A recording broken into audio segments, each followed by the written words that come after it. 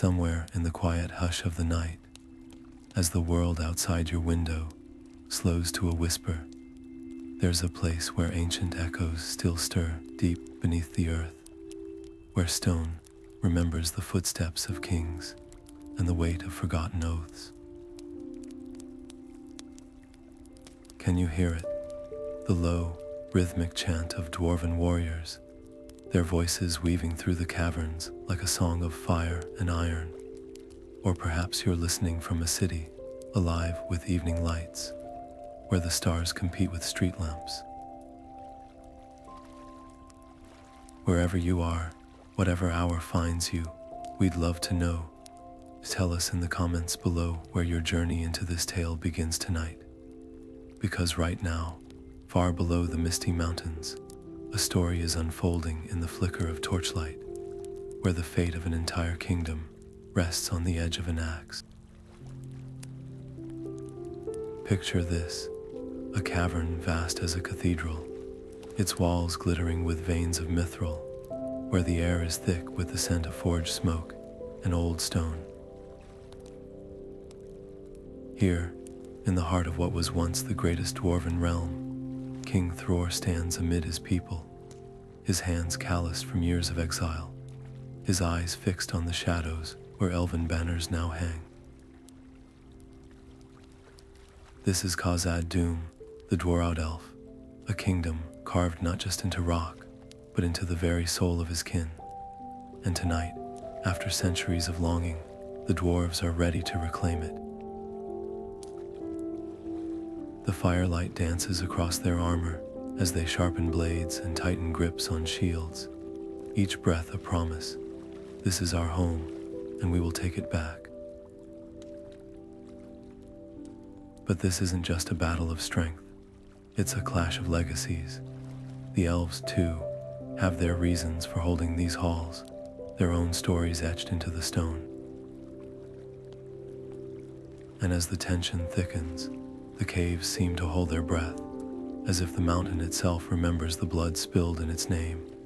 What drives a king to risk everything? What whispers in the dark might tip the scales?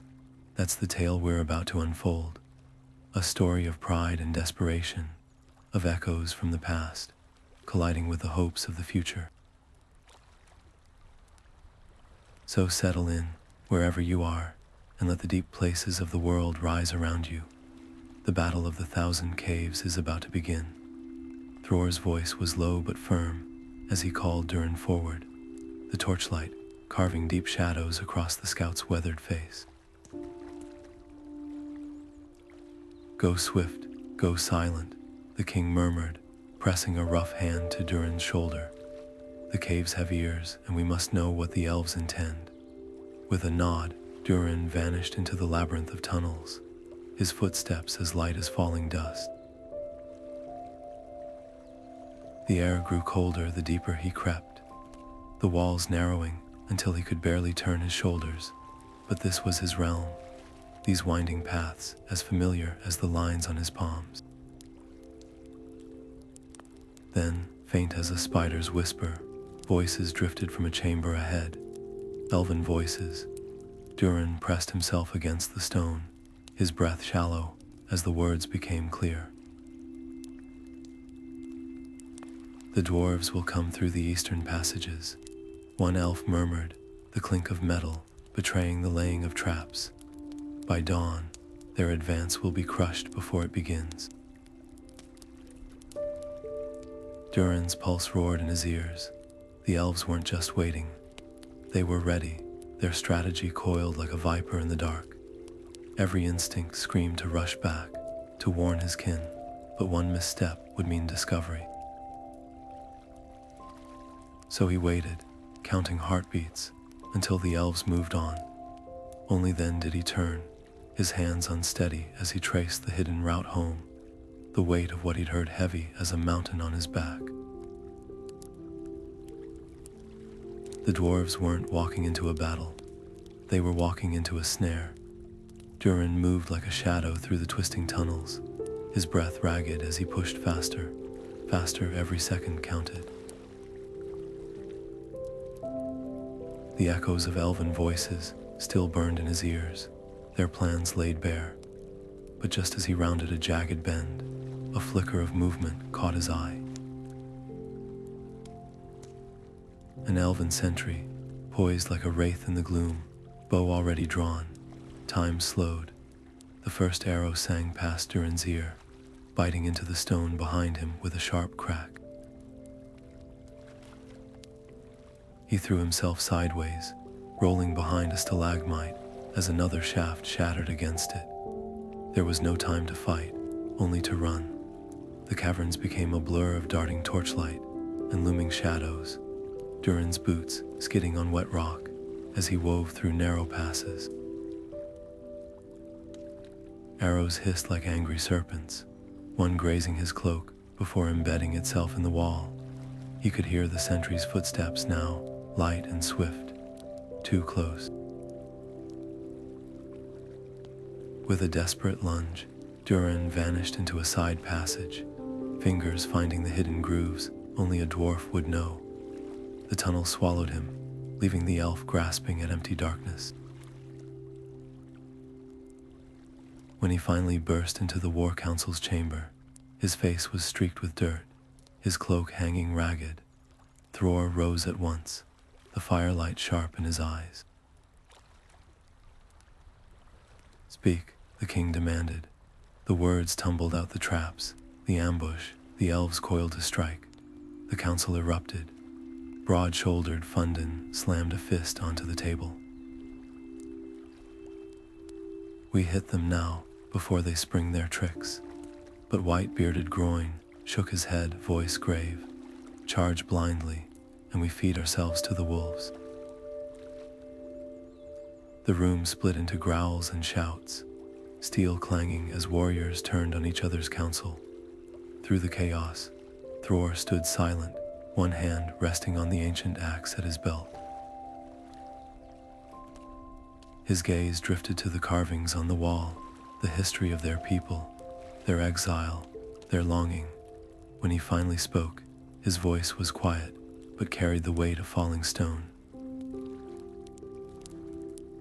"We do not fight for victory alone," he said. "We fight for the right to remember who we are." The room stilled. The choice was made. The dwarves would not flee. They would not falter.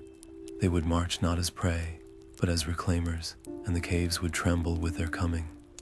Thrór's fingers traced the rough map, etched into the stone table, his brow furrowed in the flickering torchlight.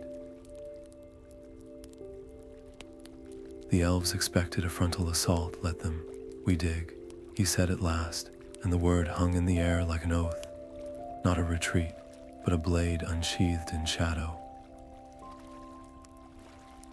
Within the hour, the finest miners of Erebor were at work, their picks biting into the rock with practiced precision, each strike measured to avoid even the faintest echo. The rhythm was a language of its own: tap, pause, tap, a whisper against the distant melody of elven harps drifting through the caverns. Young Boffer wiped sweat from his forehead, his hands trembling not from fatigue but dread. The tunnel sloped downward, deeper than the king had ordered, the air growing thick with the scent of ancient damp. "We're too low," he muttered to his cousin Bifur, whose chisel hesitated mid-swing. "These layers, they're not just stone. The walls here bore strange markings, too regular to be natural, faint grooves like old scars." Bifur's eyes widened as his pick struck something hollow, the sound a dull thum that seemed to travel far beyond the chamber. A hush fell over the miners. Even the elves' music had ceased, as if the mountain itself had drawn breath. Above them, Thrór stood at the tunnel's entrance, his gaze fixed on the dark. He'd heard tales of what slept beneath Khazad-dûm, things even dragons feared, but a king does not flinch. "Keep digging," he ordered, though his voice lacked its usual iron. Boffer opened his mouth to protest, but but the look in his king's eyes silenced him, a mix of desperation and pride, the same that had driven their people to reclaim this place. The picks rose and fell once more, but now every strike carried a question. Were they carving a path to victory or a grave? And far below, in the blackest deep, something stirred. Not the scrape of elven boots or the rustle of dwarven cloaks, but a slow, grating shift, stone against stone, as if the mountain were turning in its sleep. The miners froze. A soundless tremor traveled up through their boots, and for the first time in centuries, the dwarves of Erebor remembered what it was to fear the dark. Boffer's breath hitched in his throat as the distant scuff of elven boots echoed through the tunnel. His fingers tightened around his pick, the rough wood biting into his palm. Up ahead, Bifur had gone still as stone, the whites of his eyes gleaming in the dim torchlight. The elves were close, too close. One shout, one misplaced step, and they'd be discovered. But the hollow space beneath their feet groaned again, a deep, shuddering sound that sent a trickle of pebbles skittering down the walls. The mountain was waking. Selibrian lifted a hand, her silver hair catching the faint glow of the cavern's phosphorescent fungi. Her archers halted behind her, arrows already nocked. "The dwarves are near," she murmured, her voice barely louder than the drip of distant water. "But they dig too deep." A frown creased her brow as she pressed a palm to the tunnel wall, feeling the unnatural vibration humming through the rock. Something was wrong. The earth here didn't just shift. It breathed. Boffer's mind raced. If he cried out now, the elves would descend on them like hawks, trapping them in the collapsing tunnel. But if he stayed silent, his gaze dropped to the cracks spider webbing across the floor. The miners below were his kin, his blood. He couldn't abandon them. With a silent prayer to Mahal, he slammed his pick into the wall, once, twice, the sharp clang ringing through the passage like a bell. Selibrian's head snapped up. "They are here." Her archers surged forward, but the mountain answered first. The ground heaved, throwing elves and dwarves alike to their knees as a thunderous roar filled the cavern. Stones rained from the ceiling, and for one terrible moment, Boffer saw the truth in Selibrian's wide eyes. This was no ordinary cave-in. Something ancient and hungry had heard them. And now it was coming. Boffer's heart hammered against his ribs as he swung his pick a third time, the beam above him groaning like a wounded beast. With a final, splintering crack, the ancient timber gave way, and the ceiling answered. A roar of tumbling rock filled the tunnel, dust billowing in thick clouds as the passage behind him collapsed into a jagged wall of stone. Elven shouts turned to cries of alarm, their advance cut short by the landslide. But the victory was bitter. Across the rubble, Bifur's torch flickered weakly, his face streaked with dirt as he and two others scrambled back from the crumbling edge. Trapped, Thrór's roar of rage echoed through the caverns, his fists clenched so tight his knuckles paled. "You bury my kin to save your skin," he bellowed, rounding on Boffer with eyes like smoldering coals. The younger dwarf flinched but held his ground. "It was the only way," he gasped. "The elves would have slaughtered us all." For a breathless moment, the king looked ready to strike. Then the distant sound of elven horns twisted his snarl into something colder. The diversion had worked. They had time, but as Thrór turned to bark orders at the miners, his voice carried a new edge, sharp as a chisel on flint. "Dig them out." Now, across the ruined tunnel, Selibrian brushed dust from her sleeves, her sharp ears catching the faintest tremor beneath her boots. This was no accident. Dwarves knew stone better than their own beards. Why collapse a path they needed?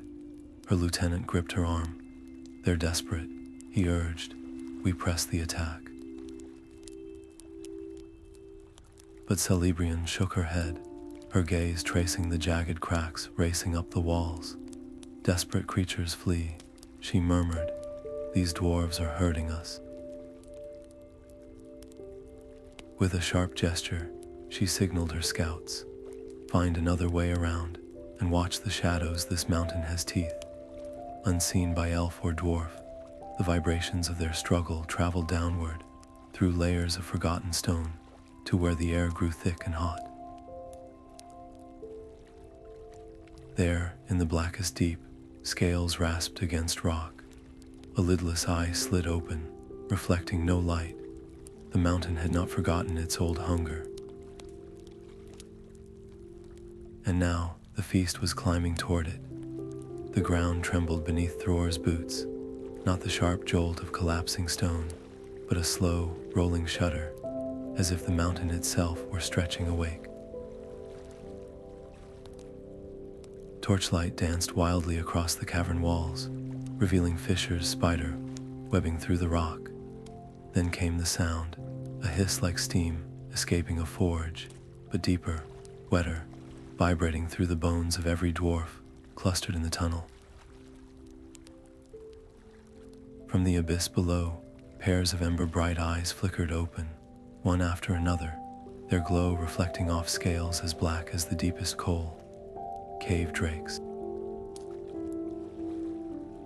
The legends were true. Groin's axe slipped from his fingers, clattering against the stone. We woke the furnace-damned worms, he breathed. Thrór's jaw tightened. His gaze flicked to the ceiling, where the distant echoes of elven footsteps still whispered. The elves thought they'd trapped the dwarves like rats in a barrel, but now the barrel had teeth. A grim smile tugged at the king's lips. Let the pointy-eared fools come. Let them march right into the jaws of what his people had unearthed. But young Gimli, his beard still short as a bramble patch, gripped Thrór's arm. Uncle, he urged, voice cracking. If we don't warn them, Fundin spat. After they salted our fields and burned our homes, the drakes stirred below, their massive bodies scraping against stone, the sound like swords dragged over gravel. Thrór closed his eyes. A king's duty was to his people first, but was it wisdom or cowardice to let the elves perish? The answer came not from honor, but from the cold calculus of survival. If the drakes slaughtered the elves, they'd turn next to the dwarves, and Khazad-dûm would drown in blood, its halls lost again. With a roar, Thrór whirled, his cloak flaring like a banner. Sound the horns, full retreat now. The dwarves gaped, but the elves will fight beside us or die alone, Thrór snarled. Today, we choose the mountain over our pride. As the first drake's head breached the tunnel floor, jaws gaping wide enough to swallow a pony whole, the horn's deep bellow shook the caverns. Somewhere above, Selibrian's head snapped up at the unfamiliar call. Not a dwarven war cry, a warning. The drakes answered with a chorus of shrieks that turned the air to fire. Selibrian's scouts stumbled back into the elven encampment, their silver armor streaked with soot, and their eyes wide with something no elf should ever know, fear. One collapsed to his knees, gasping about the horrors below, great serpentine shapes, coiling through the tunnels, their scales glistening like oil in torchlight, their breath turning stone to molten slag.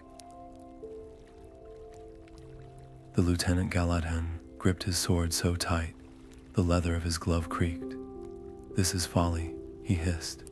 Let the dwarves choke on what they've unleashed.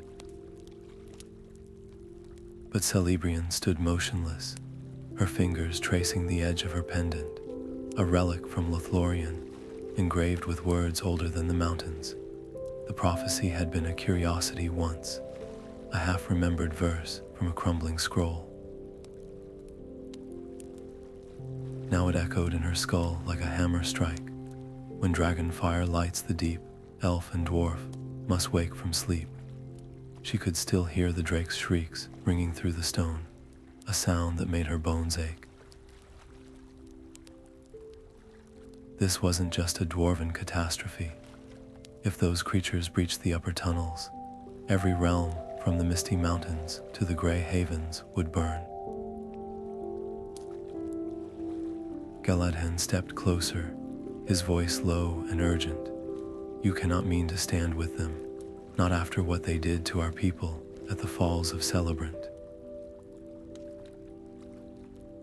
His words conjured memories of smoke and shattered spears, of elven blood staining river rocks. Selibrian's throat tightened, but then she pictured the drakes surging upward, their fire consuming the ancient groves where her kin had sung under the stars for millennia. A distant rumble shook the cavern, sending pebbles skittering across the floor. Somewhere below, the dwarven horns blared again, not in challenge, but in desperate unity. Thrór was rallying his people. Against all odds, the stubborn old king was choosing to warn them. Selibrian closed her eyes. When she opened them, her voice was steel-wrapped in velvet. Sound the rally. We march, not to save the dwarves, but to save the memory of all we were before this night. Galadhen's protest died on his lips as she turned, her cloak flaring like a banner. And send word to Thrór, she added, the words bitter as you bark. Tell him the elves are coming, but tell him this, if we live to see dawn, the halls of Khazad-dûm will be debated, not claimed. High above, in the uppermost caves, a single torch guttered out, as if the mountain itself held its breath. The Battle of the Thousand Caves was about to become a war for survival. And the only victor might be the dark.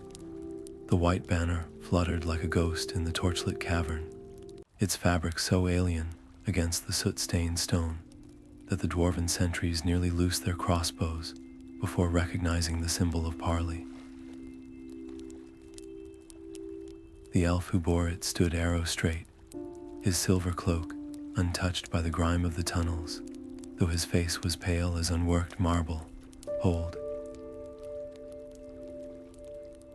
Thrór's voice cracked like a whip, his hand freezing Fundan's axe mid-swing. The king stepped forward, his beard braided with iron rings that chimed with each heavy step. Speak your piece, knife ears, he growled, but know this, if your tongue drips poison, it'll be the last word you taste. The elf's throat bobbed, yet his voice held steady. My lady Selibrian bids you hear this. The drakes care not for elf or dwarf. They will gorge on us all unless we stand together. A ripple of disbelieving snarls passed through the dwarven ranks, but Thrór's gaze never wavered. The pragmatist in him tallied the numbers, their axes against a swarm of fire and fang. The king in him seethed at the thought of clasping hands with those who'd barred them from their ancestral halls. Gimli, ever the hot blood, shoved forward. And when the worms are dead, do we return to trading arrows over the same stones? The elf hesitated, then offered a truth sharper than any blade. If we survive the night, my people will withdraw from the deep roads, not as victors or vanquished, but as fools who finally saw the cliff's edge. The cavern fell eerily quiet, save for the distant screech of drakes in the depths. Thrór exhaled through his nose, the sound like a bellows emptying. 3 centuries of grudges weighed against the certain death, clawing its way toward them. When he spoke at last, it was not to the elf, but to his own warriors. "Sharpen your blades twice over," he commanded. "Tonight, we fight beside ghosts." Tomorrow, his knuckles whitened around his axe haft. "Tomorrow, we remember who stood with us in the dark." The elf bowed deeply, relief flashing across his face until a tremor shook the cavern, sending dust cascading from the ceiling. Somewhere below, stone screamed as it split. The drakes were coming, and the hour of choice had passed. The first drake erupted from the fissure like a geyser of molten rock, its obsidian scales scattering torchlight into jagged shards across the cavern walls.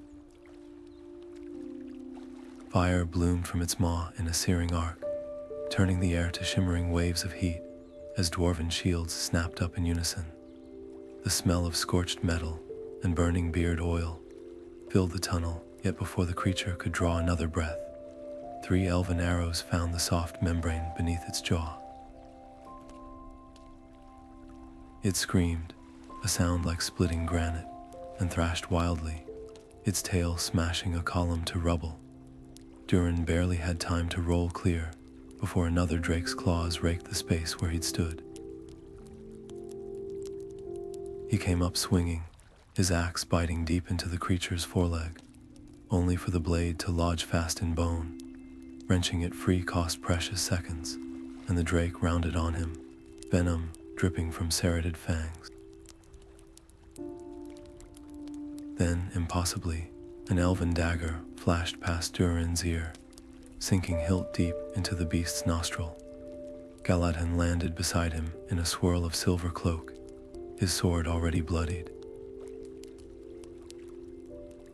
"Try not to die, Stonebiter," the elf muttered, yanking Durin sideways as a jet of flame licked the spot they just occupied. The battle became a blur of desperate motion. Dwarven phalanxes advanced in tight formations, their overlapping shields shedding fire like water, while elves darted between them, aiming for eyes and gullets with lethal precision. Yet for every drake that fell, 2 more seemed to wriggle free of the depths. The cavern floor grew slick with black ichor and worse. Warriors from both sides lay motionless where the flames had caught them, their armor fused to flesh. Durin lost sight of Khazad-dûm in the chaos, until a guttural cry sent him spinning. The elf was pinned beneath a drake's talons, his sword arm bent at a sickening angle. Without thinking, Durin charged, his shoulder slamming into the creature's flank with all the weight of a lifetime in the mines. The drake staggered, just enough for Khazad-dûm to twist free. They moved instinctively then, back to back, Durin's axe cleaving anything that came low, while Khazad-dûm's blade wove a silver net above. A rasping laugh escaped the elf's lips between gasps. "Never thought I'd see the day, a dwarf playing shield to an elf." Durin spat a glob of soot and blood. "Shut up and shoot straight, pointy ears." But as the next wave of drakes surged forward, something unspoken passed between them, the grudging respect of warriors who'd stared into the same abyss. High above the fray, Thrór and Selibrian fought their own duel with fate. The king's axe rose and fell like a piston, each stroke shearing scale from flesh, while the elven commander's arrows flew faster than thought, each one tipped with a poison that made drakes convulse mid-strike. Their eyes met across the carnage, and in that heartbeat, an understanding flickered. All the centuries of enmity meant nothing against the inferno roaring toward them. Then the largest drake yet heaved itself from the pit, its bulk scraping the ceiling, and the fragile truce snapped taut. This was no beast. This was a force of nature, its very presence turning the air to furnace breath. As it reared, preparing to drown them all in fire, Thrór bellowed a command that shook the bones of the mountain. shields high. Every dwarf in hearing dropped to a knee, their shields forming a tortoise shell of iron. Every elf not already moving dove behind it. The drake's flames crashed over them like a tidal wave, turning metal red hot. But the barrier held, and when the fire cleared, revealing the creature's exposed throat, Selibrian's last arrow was already in flight. It struck true. The drake's death throes brought down half the cavern with it. As the dust settled, Durin realized he was still gripping Galadhin's shoulder. Whether to steady the elf or himself, he couldn't say. Around them, the survivors staggered upright, elves and dwarves alike too exhausted for triumph. The tunnels still echoed with distant shrieks, but for now, this pocket of the deep belonged to the living. Galadhin flexed his ruined arm with a wince. Suppose we'll have to finish our quarrel later. Durin snorted, wiping grime from his brow. Aye, but next time. You're buying the ale. Somewhere in the wreckage, a dwarven hammer struck an elven breastplate once, twice. A slow, defiant rhythm. Others joined, until the cavern hummed with the sound. Not a cheer, not a dirge, but a promise, hammered out in the dark. Whatever came next, they'd face it together. For the first time in living memory, Khazad-dûm heard a new song. And its name was Survival. The stone bridge groaned under their combined weight, its ancient arches trembling with each distant drake's roar. Thrór's knuckles were white around his axe, his gaze locked on the carnage below. Dwarves and elves fighting shoulder to shoulder against the seething tide of scales and flame. Selibrian's voice cut through the chaos, softer than he expected. We never came for your halls, she said, her fingers brushing the bridge's weathered carvings, elven runes entwined with dwarven glyphs, a forgotten language of alliance. We came to seal the deep places, to keep them sleeping. For the first time in centuries, Thrór hesitated. The elf's eyes held no guile, only exhaustion deeper than the mind's. Around them, the cavern walls bore scars older than their feud claw, marks wide as wagon wheels, patches of stone melted smooth as glass, signs his ancestors had ignored in their hunger for mithril. His throat tightened. You knew. Selibrian's nod was barely perceptible. We lost scrolls, songs, warnings. She gestured to the battle below, where a young dwarf hauled an elf from the path of a drake's lashing tail. Pride made us guard the secret instead of sharing it. We thought, a bitter smile, we thought you'd dig too greedily. The truth struck Thrór like a pick to the chest. The elves hadn't barred the gates to steal Khazad-dûm. They'd barred them to save it, to save all of them. The drakes weren't some accident of war. They were a doom. Both sides had courted with their stubbornness. His people's exile, the skirmishes, the blood spilled over glittering caves, none of it had been necessary. A drake's corpse tumbled from a ledge, nearly taking the bridge with it. Thrór steadied Selibrian without thinking, her arm thin as a sapling under his grip. For a heartbeat, they were just two souls clinging to crumbling stone. Then the king of Erebor did something he hadn't done since his beard was brown.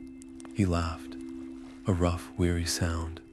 All this time, he muttered, we were sharpening axes for the wrong enemy. Selibrian's hand closed over his wrist, her touch light but urgent. The deepest caves are still stirring. This isn't over. Thrór hefted his axe, the runes along its blade catching the firelight. Not just dwarven curses now, but a plea to any listening gods. Then let's finish it together. Below, the last of the drakes shrieked, but the sound was drowned by something new, the thunder of dwarven boots and elven war cries rising as one. The mountain trembled, not in fear, but recognition. After ages of division, its children had finally remembered their first oath, to stand between the world and the dark. Bofur's fingers trembled as he wedged the last charge into the fissure, the black powder granules sticking to his sweat-damp palms. The plan was madness. Lure the drakes into the abyss, then bring the mountain down on their heads. But madness was all they had left. Around him, the cavern shuddered with distant impacts, each tremor sending fresh cascades of pebbles skittering into the dark.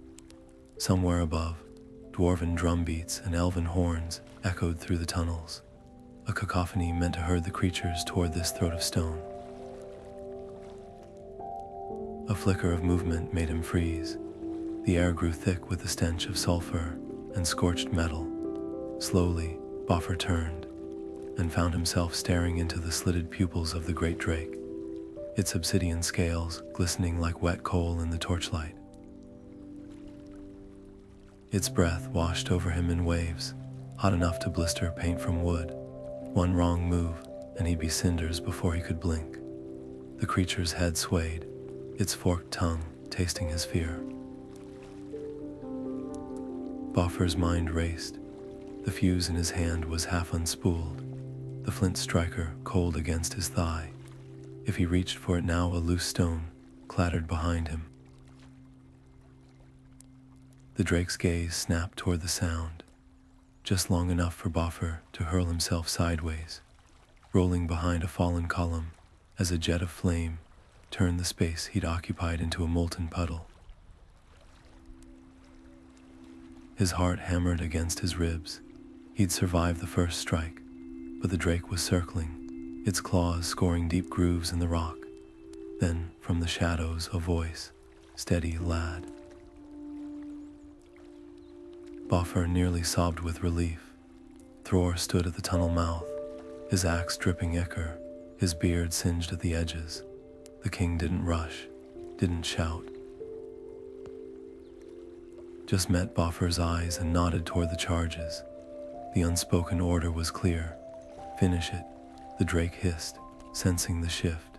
As it coiled to strike, Thrór bellowed a challenge, his axe flashing. A distraction, a gamble. Bofur didn't waste it. His hands moved with desperate precision, striking flint to steel, the spark catching the fuse with a hiss. The drake whirled, but the fuse was already snaking toward the black powder, its sizzle lost beneath the creature's enraged shriek. Somewhere above, Selibrian's voice rang out. Now, the cavern erupted in a chorus of elven war cries, their arrows peppering the drake's flanks, driving it backward toward the chasm's edge. Bofur sprinted for the tunnel, the fuse burning faster than he'd planned. He could feel the heat of the drake's breath on his neck, hear the thunder of its pursuit. Then hands grabbed him, dwarven and elven alike, yanking him clear as the world behind him exploded in a roar of stone and fire. The last thing he saw before the dust swallowed everything was the great drake, its wings spread wide against the collapsing ceiling, its scream swallowed by the mountain's answering roar. Not in defeat, in defiance, and then silence. Durin's axe carved through the smoke-choked air, its edge meeting Drake's scale with a shower of sparks. Beside him, Galadhan moved like quicksilver, his blade a darting silverfish in the gloom, each strike aimed for the creature's milky inner eyelid. The drake reared back with a shriek, its talons gouging stone as it staggered just enough. Bofur, still sprawled in the rubble, didn't hesitate. His flint sparked once, twice, then caught the fuse with a hungry hiss. The world seemed to hold its breath, then the mountain roared. The explosion tore through the cavern like a waking giant, its force hurling Durin and Galadhan backward in a tangle of limbs and armor. Stones the size of oxen rained down, sealing the abyss with a finality that shook the bones of every dwarf, an elf still standing. Dust billowed in thick, choking clouds, but through the haze, Boffer could see it. The last flicker of drake fire, snuffed out beneath a tomb of fallen rock. Silence, then slowly, the sound of labored breathing, the clink of loosened mail. Someone coughed. A dwarf, young Gimli, his face blackened with soot, began to laugh, the sound raw with disbelief. They'd done it. The drakes were buried. Khazad-dûm was Thrór's and fell heavy on Boffer's shoulder. The king's face was unreadable in the dim light, but his grip spoke volumes. Behind him, Selibrian stood motionless, her silver hair gray with dust, her eyes fixed on the wall of rubble where the grand east gate had once stood. The path home, the path to 1,000 unspoken hopes. Galadhon wiped his sword clean on his cloak, the gesture automatic. No kingdom worth the blood it's built on, he murmured, though whether to himself or the dwarves, no one could say. Durin spat a mouthful of grit, his voice rough as unfinished stone. Aye, but it was ours. The words hung in the air, heavier than the mountain above them. Victory had come at the cost of the very thing they'd fought for, the halls of their fathers, the forges of their sons. Yet as the survivors gathered in the flickering torchlight, something unexpected stirred beneath the grief. Elves leaned on dwarven shoulders. Dwarves passed waterskins to elven archers. The cavern, for all its scars, felt less like a grave and more like a beginning. High above, through some crack in the world, a single shaft of moonlight pierced the dark. It caught the edge of Thrór's axe, the curve of Selibrian's pauldron, and for a breath, the ancient metals gleamed as one. Not gold, not mithril, but something rarer. The mountain had taken their past. The night had given them a choice, to carry the old grudges into the light, or leave them buried with the drakes. The dust settled like a shroud over the battlefield, muffling the groans of the wounded and the crackle of dying torches. Here, in the wreckage of their shared folly, elves and dwarves moved not as enemies, but as survivors, hands binding wounds, voices murmuring healing spells, waterskins passing between bloodied fingers. Selibrian knelt beside a young dwarf whose beard was still singed at the tips, her fingers deft as she pressed a poultice of Athelas to his blistered arm. The dwarf flinched, then stilled, his eyes widening as the pain ebbed. "Never thought elf medicine would touch my skin," he muttered. Selibrian's lips curved, just slightly. "Nor I a dwarf's," she admitted. Around them, 100 such moments unfolded, small, fragile bridges built on shared suffering. Thrór watched from a shattered pillar, his axe planted in the rubble as if to anchor himself. The malorn branch in Selibrian's hand seemed to glow against the soot-stained stone as she approached, its golden leaves whispering of a forest untouched by fire or shadow.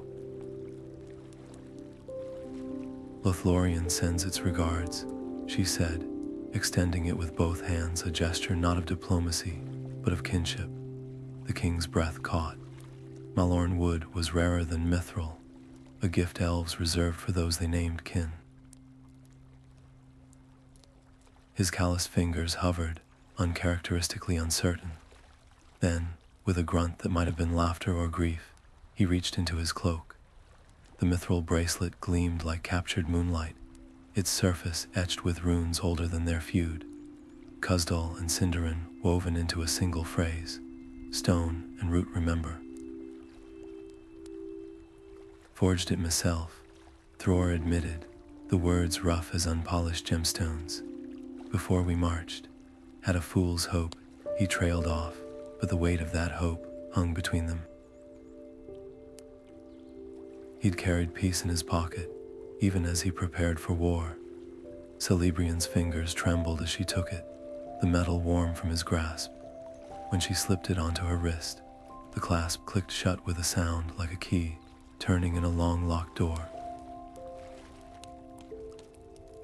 No treaties were signed that day, no borders were drawn, but as the first rays of dawn crept through the broken ceiling, they illuminated a truth etched deeper than any rune. Some battles ended not with conquest, but with clasped hands. And somewhere in the ruins, a single malorn leaf drifted to the stone floor, landing softly beside a drop of dwarf's blood and elf's tears, twin stains that would linger long after the wounds had healed. Thrór's grip tightened on the haft of his axe as he climbed the rubble-strewn steps, the weight of his people's gaze heavier than any crown. Below him, the dwarves of Erebor stood in clusters, their faces streaked with soot and sorrow, their postures stiff with exhaustion or simmering rage. To his left, the elves gathered their wounded, their silver cloaks dulled by dust, their movements too quick, like birds readying to take flight. The air smelled of burnt stone and crushed herbs, of endings and uneasy beginnings. The king cleared his throat, the sound like gravel shifting. "Look around you," he began, his voice carving through the murmurs. "These halls were built by our ancestors' hands, yes, but they were also sealed by their pride." A ripple passed through the crowd, some dwarves shifting uncomfortably, others glowering at the retreating elves. Thrór pressed on. "We came to reclaim stone. Instead, we unearthed a truth older than these mountains. No kingdom lasts long when its gates are barred against allies." Young Gimli crossed his arms, his voice sharp as a chisel. "So we let them walk away, after centuries of slights." Thrór's gaze drifted to Selibrian, who stood at the edge of the elven host, her fingers brushing the mithril bracelet he'd given her. "They saved your life today, lad," he said quietly, "and you saved theirs. That's no small thing to bury beneath old grudges." He turned back to his people, his next words measured like precious ore. "Khazad-dûm is lost to us, but the road ahead need not be." An older dwarf, his beard threaded with scars, spat. "You speak of roads, yet our children will never see the forges of their forebears." The king didn't flinch. "Aye, Gror, and that pain will linger longer than any of us. But ask yourself, would our fathers have chosen empty halls over living kin?" The silence that followed was thick enough to taste. Thrór straightened, his voice gaining the iron cadence of a smith's hammer. "We are dwarves. We do not mourn stone, we shape it. And today, we choose what to build anew." He lifted his axe, not in threat, but in offering, the edge catching the first true light of dawn. "The elves go west. We go east, to the Iron Hills. But let it be said, when Dragonfire came for us all, we stood together. Let that be the legacy we carve into the bones of this mountain." For a breath, no one moved. Then, one by one, the dwarves raised their weapons, the clang of steel on steel echoing through the ruined cavern like a promise. Not of surrender, not of forgetting, but of a reckoning not with elves or drakes, but with the stubbornness in their own hearts. And as the last echo faded, Thrór allowed himself a small, weary smile. The halls of their fathers were gone, but perhaps, just perhaps, their children's children would sing of this day, not as an ending, but as the first stroke of a new forging. Thrór's voice carried across the cavern like a hammer striking an anvil, silencing the murmurs of dwarves and elves alike. "We march not as exiles, but as builders," he declared, his gaze sweeping over the soot-streaked faces of his kin. To Ered Luin, where stone still remembers dwarven hands, and where elven architects will raise halls beside ours. The words hung in the air, thick as forged smoke. A stunned silence followed, broken only by the distant drip of water on cracked stone. Durin was the first to move. Without a word, he crossed the space between the factions, his boots crunching on debris, and seized Galadhen's forearm in the dwarven grip. Wrist to wrist, iron to sinew. The elf's eyes widened, but his fingers closed around Durin's vambrace without hesitation, their joined arms forming a bridge over centuries of blood and spite. Gasps rippled through the crowd. An elven maiden dropped her healing kit. A dwarven smith fumbled his hammer. Even Thrór's beard twitched in surprise. But then young Gimli let out a whoop, slapping his thigh. Aye, and why not? Their towers might be all twirls and curlicues, but they've a knack for keeping roofs up. The tension shattered like glass under a pickaxe. Tentative laughter spread, first among the dwarves, then haltingly the elves. Selibrian stepped forward, her silver cloak rippling.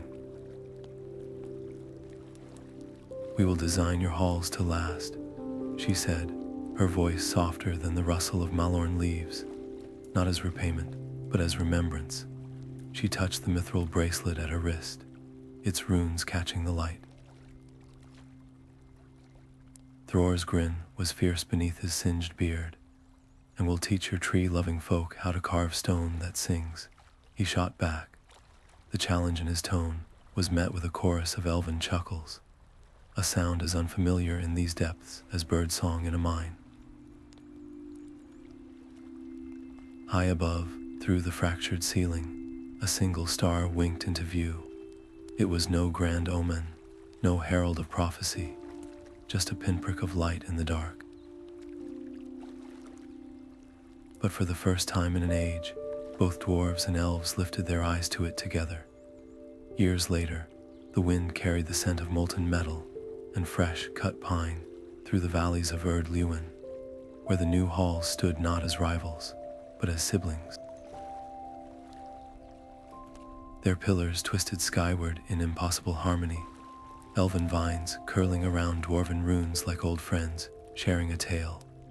The great doors, forged from mithril and malorn wood, sang when opened, a chorus of chimes that made even the sternest dwarf smile.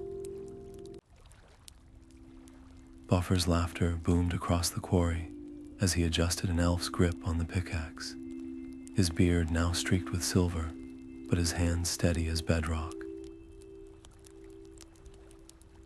"Nay, lad, you're chiseling like you're shaving a butterfly," the young elf, all as a sapling and twice as earnest, blinked at his blistered palms. "But the stone resists," he confessed. Boffer grinned, pressing the elf's fingers to the rock's cool surface. "Listen, stone doesn't yield to force, it yields to patience." As the elf's next stroke sent a clean fissure through the granite, something passed between them, not just skill, but understanding. Nearby, Selibrian's daughter bent over a dwarven anvil, her golden hair tucked hastily behind pointed ears as she studied the molten ore. "The trick," rumbled Funden's son, tapping the crucible with a soot-blackened finger, "is to whisper to the metal. Tell it what shape it wants to be." The girl's brow furrowed, but when she poured, the silver flowed like liquid moonlight, settling into a torque so delicate it might have been woven by spiders. The dwarves crowded closer, murmuring approval. A fair start, one admitted, though his eyes gleamed with undisguised pride. In the echoing feast hall, where elven harps now played alongside dwarven drums, Thrór's ghost lingered in the stories told over ale and honey wine. They spoke of drakes and darkness, yes, but also of the bridge that held when all else fell, The old grudges, once sharp as unsheathed swords, had dulled with time, smoothed like river stones, tumbled in a current.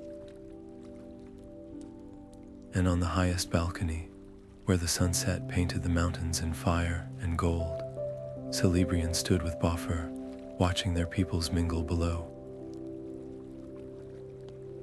She touched her mithril bracelet, now scratched and dented from years of wear. Who could have imagined this? She mused. Boffer chuckled, raising his tankard in salute.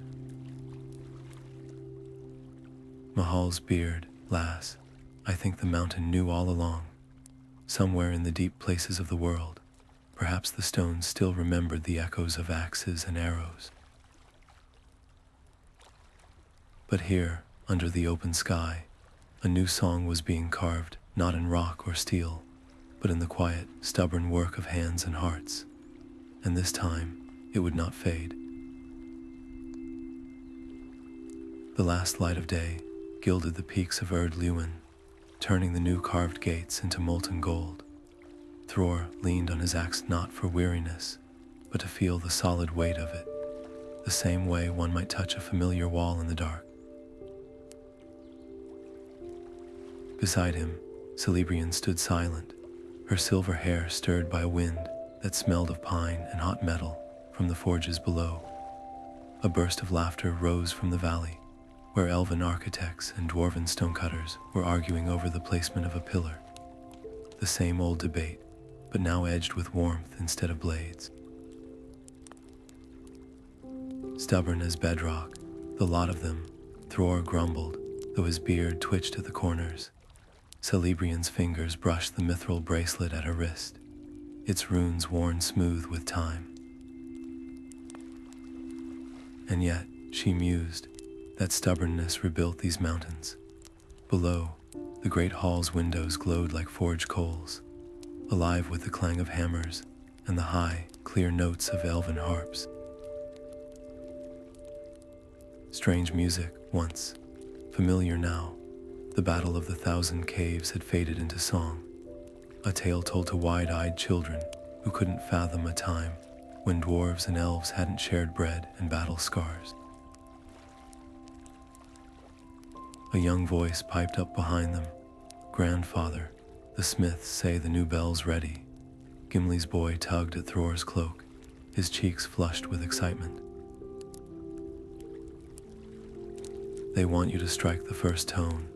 Selibrian's granddaughter darted past, her hands full of glowing ember moss from the deep caves. It's for the keystone, she explained, breathless. So it remembers the dark too. Thrór exchanged a glance with Selibrian. The old grief was there, in the set of her shoulders, and the way his own hands still ached when storms rolled in. But so was the quiet triumph of outliving it. The bell's first peal shook the valley, deep and resonant as a mountain's heartbeat. In the hush that followed, a dozen more joined it. Elf-made silver chimes singing harmony to dwarven bronze.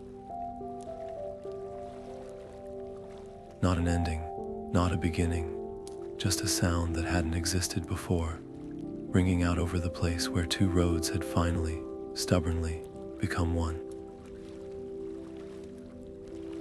The embers of Khazad-dûm still glow faintly in memory, but here, on this windswept balcony, high above the new forged city, something warmer flickers between goblets of dwarven ale and elven starlight wine. Thrór's calloused fingers trace the rim of his cup, following a scratch left by some long-ago battle, perhaps even the clash in the caves. Selibrian's silver hair catches the last light of dusk as she lifts her own glass, the mithril bracelet at her wrist, clinking softly against the crystal. No grand speeches pass between them, none are needed. Below, the mingled voices of their kin rise like smoke from the feast hall dwarven ballads, bumping cheerfully against elven harmonies, the occasional burst of laughter when someone mispronounces a phrase in the other's tongue. It's clumsy, unpracticed, beautiful. Thrór clears his throat, nodding toward the valley where the first joint, forged bridge arches over the river. Never thought I'd see the day, he mutters, when one of your leaf-eaten designs could hold a dwarven caravan. Selibrian's laughter is light, but her eyes hold the weight of centuries, and I never imagined your people would tolerate vines on their stonework. She tilts her head, studying the way the moonlight glints off the bridge's metal, reinforcements dwarven steel, woven through elven elegance. Yet here we are. A comfortable silence settles, broken only by the distant chime of hammers on anvils and the rustle of newly planted malorn saplings in the courtyard. The past isn't forgotten, how could it be, when every scar tells a story? But the old grudges have softened at the edges, worn smooth by shared labor, and the quiet understanding that some fires don't destroy, they temper. Thrór raises his cup first, his voice rough but steady. To bridges, Selibrian's glass meets his with a clear, ringing note, and those who dare to cross them. Above them, the stars emerge one by one, indifferent to the small dramas of elves and dwarves. But for once, neither people looks upward with longing or regret. The sky is vast, yes, but tonight, it's the light spilling from open doorways and the warmth of unlikely companionship that holds their gaze. And in that stillness, Khazad-dûm's shadow finally, blessedly, grows small.